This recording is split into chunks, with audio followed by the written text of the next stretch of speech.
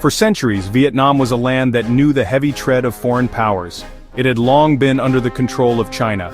In the 19th century it became part of French Indochina. The Vietnamese people yearned for independence. When World War II swept the globe, a new occupying force arrived, the Japanese. The French were pushed aside, but this occupation only strengthened the Vietnamese desire for freedom. During the war, a powerful nationalist movement grew. It was led by Ho Chi Minh. He founded the Viet Minh, a league for Vietnam's independence. They fought the Japanese. For a short time they even received support from the United States.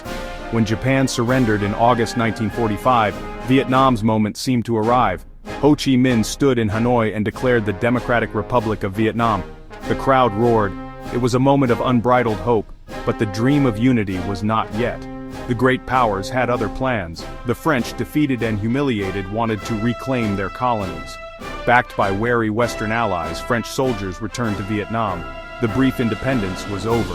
The First Indochina War began in 1946. It was a bitter 8-year struggle. The French held the cities and major roads. The Viet Minh, led by General Vo Nguyen Giap, controlled the countryside. It culminated in the Battle of Dien Bien Phu, a battle that changed history. General Giap's forces performed an incredible feat of logistics. They hauled heavy artillery piece by piece through dense jungle and over steep mountains. For 56 days they pounded the French positions relentlessly. On May 7, 1954 they surrendered. It was a stunning defeat for a major European power at the hands of a small Asian nation. The defeat forced the French to the negotiating table. The world's powers met in Geneva to decide the future of Indochina. The Geneva Accords called for a temporary division of Vietnam at the 17th parallel, with national elections in 1956 to reunify the country. In the north, Ho Chi Minh established the Democratic Republic of Vietnam, with its capital in Hanoi. It was a communist state, aligned with the Soviet Union and China. Ho was seen by many Vietnamese in the north and in the south as a national hero, the man who had defeated the French. His government began a program of land reform and industrialization, following the communist model. They were patient. They were waiting for the promised elections, confident that Ho Chi Minh would win in a landslide and finally unite the nation. In the south, a new state was formed, the Republic of Vietnam, with its capital in Saigon. It was anti-communist and backed by the United States. Its leader was Ngo Dinh Diem. He was a stark contrast to Ho Chi Minh.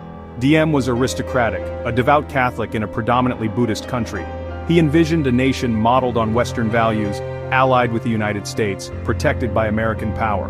However, Diem's leadership was deeply flawed. He was autocratic, remote, disconnected from rural populations. He ran a nepotistic government empowering his brother Ngo Dinh Nhu and sister-in-law Madame Nhu. They were corrupt and brutal. His government suppressed dissent, targeting communists, Buddhist monks, intellectuals, anyone who criticized his rule. His actions alienated vast segments of the South Vietnamese population, creating sympathy and support for the communist insurgency. America's involvement in Vietnam did not begin with combat troops. It started quietly, with money and advisors.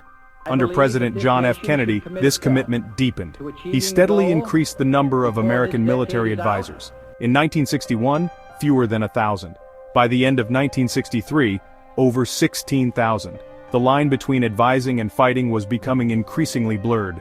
His brutal crackdown on Buddhist protests in 1963 shocked the world and convinced the Kennedy administration that Diem had become a liability.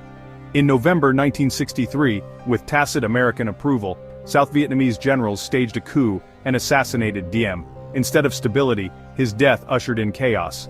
The event that triggered full-scale American military intervention came in August 1964. The Gulf of Tonkin Resolution gave Johnson authority to take all necessary measures. It was not a formal declaration of war, it was a blank check. The door was now wide open for massive American escalation. In March of 1965, the first official United States combat troops, a contingent of Marines, waded ashore at Da Nang. Their mission was initially to defend American air bases, but it quickly expanded. By the end of the year, there were nearly 200,000 American troops in Vietnam. By 1968, over 500,000. The American strategy, devised by General William Westmoreland, was search and destroy, a war of attrition. The goal was to kill enemy soldiers faster than North Vietnam could replace them, a grim calculus that dehumanized both sides. American soldiers found themselves fighting a war unlike any they had ever known. There were no front lines, no clear objectives. They fought in sweltering jungles, in waterlogged rice paddies, and in dense forests. The Viet Cong and North Vietnamese army were masters of guerrilla warfare. They used tunnels, booby traps, and ambushes with deadly effect. They blended in with the civilian population, making it impossible to tell friend from foe. For the American GI, the war was a constant state of tension and fear, punctuated by moments of terrifying violence. Victory was measured not in territory gained, but in body counts, a grim calculus that dehumanized both sides. For several years, the American public was told that the war was going well. Officials pointed to rising body counts and claimed there was light at the end of the tunnel. Then came January 1968. During Tet, the Vietnamese New Year, the Communists launched a massive, coordinated surprise attack. Some 80,000 Viet Cong and NVA soldiers struck more than 100 cities and towns across South Vietnam simultaneously. They even breached the walls of the United States Embassy in Saigon. Militarily, the Tet Offensive was a disaster for the Communists. They suffered catastrophic losses. But psychologically and politically, Tet was a stunning victory for North Vietnam. The sheer scale shattered the official narrative. Walter Cronkite went to Vietnam and returned to tell his viewers that the war was a stalemate. The Tet Offensive was the turning point. As the war in Vietnam escalated, it created a second front, a deep and bitter conflict within American society itself. In the early years, most Americans supported the war. They saw it as a necessary stand against communism. But as troop numbers grew and casualties mounted, a powerful anti-war movement took shape. It started on college campuses. Protests grew larger and more confrontational. Young men, faced with the prospect of being drafted, began to resist. Some burned their draft cards in public acts of defiance. The draft had loopholes. College students could get deferments. Those with connections often avoided service. The burden of combat fell disproportionately on working class and minority communities. It felt like a rich man's war being fought by the poor. The civil rights movement became intertwined with the anti-war movement. Leaders like Martin Luther King Jr. spoke out against the war. He argued it drained resources from domestic problems and sent poor black men to die for freedoms they did not have at home. Vietnam was the first living room war. Television brought the brutal reality of combat into American homes every night. Viewers saw wounded soldiers, burning villages, crying children. This stood in stark contrast to optimistic government reports. The credibility gap grew wider. The year 1968 was a breaking point. The shock of the Tet Offensive, the assassination of Martin Luther King Jr., the assassination of Robert F. Kennedy. At the Democratic Convention in Chicago, anti-war protesters clashed violently with police in the streets. It was chaotic and bloody. Broadcast to a horrified nation, America was a house divided against itself. The consensus that had held the country together since World War II was shattered. The Vietnam War was not just a foreign policy crisis. It had become a profound social and cultural crisis. It would redefine a generation, but the greatest price was paid by the Vietnamese people themselves. For the people of Vietnam, the war was a cataclysm. It was a civil war and a war against a foreign superpower, all at once. The line between soldier and civilian was often non-existent. In the South, the Viet Cong lived among the people. American forces often viewed every villager with suspicion. Search and destroy operations often meant entire villages were burned. These were called Zippo raids, thatched huts set alight. The U.S. dropped more bombs on Vietnam than all sides did in World War II combined. The U.S. sprayed millions of gallons of chemical defoliants, most famously Agent Orange, causing long-term health consequences. One of the darkest chapters was the My Lai massacre in March 1968. Angry, frustrated soldiers entered My Lai after casualties. They systematically killed hundreds of unarmed civilians, women, children, old men. The army covered up the massacre for over a year. When it broke, it shocked the U.S. and the world. The war created a massive refugee crisis. Millions fled their homes into squalid camps and overflowing city slums. Families were torn apart. A father fighting for the South Vietnamese army, a son secretly with the Viet Cong, a daughter trying to survive in Saigon. Traditional village life was shattered. The human cost was immeasurable, a legacy of trauma, loss, and environmental destruction.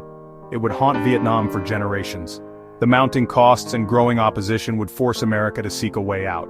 When Richard Nixon became president in 1969, he promised peace with honor, but he did not want to be the first president to lose a war.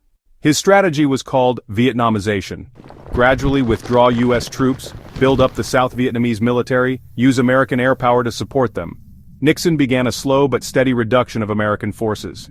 Secretly, he expanded the war, bombing in Cambodia, bombing in Laos, to disrupt the Ho Chi Minh Trail. The Cambodia invasion in 1970 reignited the anti-war movement. Protests erupted on college campuses. Kent State, National Guardsmen opened fire, 4 killed, 9 wounded. Jackson State, police killed 2 students. The nation was horrified, divisions deepened, public trust collapsed. The Pentagon Papers revealed decades of official lies and miscalculations. Meanwhile, Kissinger negotiated in Paris with Le Duc Tho. The talks dragged on, full of distrust. Both sides tried to gain battlefield leverage. Spring 1972, North Vietnam launched the Easter Offensive. South Vietnam, with massive U.S. air power, beat it back. Barely. Late 1972, breakthrough seemed near. Kissinger announced, "Peace is at hand." But South Vietnam's President Thieu rejected the terms, fearing he would be abandoned. Nixon ordered the Christmas bombings of 1972. 11 days of B-52 strikes on Hanoi and Haiphong. The bombing forced a deal. January 1973, Paris Peace Accord signed. The agreement called for complete U.S. troop withdrawal, a ceasefire, the return of all American prisoners of war. For America, the war was finally over. It left the political future of South Vietnam to be decided by the Vietnamese themselves. The Paris Peace Accords did not bring peace. It only ended America's direct military involvement. The agreement was a ceasefire in name only. It left hundreds of thousands of North Vietnamese soldiers in the South. The U.S. promised continued aid to President Thieu's government, but America, exhausted by war and Watergate, was in no mood to get involved again. Congress cut funding to South Vietnam, sealing its fate. In the spring of 1975, North Vietnam launched a final offensive. They expected the campaign to take 2 years. But the South Vietnamese army collapsed with stunning speed. City after city fell. NVA divisions raced down the coast toward the capital. The final, desperate days in Saigon were a scene of chaos and panic. The United States mounted a frantic helicopter evacuation from the roof of its embassy. That iconic image symbolized the tragic end. On April 30, 1975, North Vietnamese tanks crashed through the gates of the presidential palace. The war was over. Vietnam was finally united under the communist government in Hanoi. For Vietnam, unification came at a terrible price. The country was devastated, land poisoned, its economy in ruins, millions of Vietnamese soldiers died, millions of Vietnamese civilians died. The new government imposed harsh, authoritarian rule. Hundreds of thousands were sent to brutal re-education camps. Hundreds of thousands more fled the country, becoming boat people. For the United States, the war left a painful scar. More than 58,000 Americans were killed. Many returning veterans were met with indifference or hostility. They struggled with physical wounds and psychological trauma. The war shattered the myth of American invincibility and led to deep distrust of government authority. It created the Vietnam Syndrome, reluctance to commit U.S. forces abroad. It would take decades for Vietnam to begin to heal and rebuild. The Vietnam War was a tragedy of epic proportions, a cautionary tale of misguided intentions and cultural arrogance. The terrible price of war, paid by all sides for generations to come. The war taught harsh lessons about the limits of military power and the importance of understanding the people and culture of the nations we engage with. Despite the devastation, the Vietnamese people showed remarkable resilience, slowly rebuilding their nation from the ashes of war. For America, the war demonstrated both the dangers of unchecked executive power and the strength of democratic institutions that eventually ended an unpopular conflict. It showed the crucial role of a free press in holding government accountable to the people. Over time, America learned to separate its feelings about the war from its respect for those who served, finally giving Vietnam veterans the recognition they deserved. Today, Vietnam is a rapidly developing nation, its economy growing, its people looking toward the future rather than dwelling on the past. Remarkably, the United States and Vietnam have normalized relations, becoming trading partners and even strategic allies in some areas. Veterans from both sides have met, finding common ground in their shared experience of war and their mutual desire for peace. The war is remembered differently by different people, but all can agree on the need to honor those who suffered and died. The study of the Vietnam War remains crucial for understanding how nations can stumble into conflicts that spiral beyond their control. It reminds us of the importance of diplomacy, cultural understanding, and the courage to admit when policies are not working.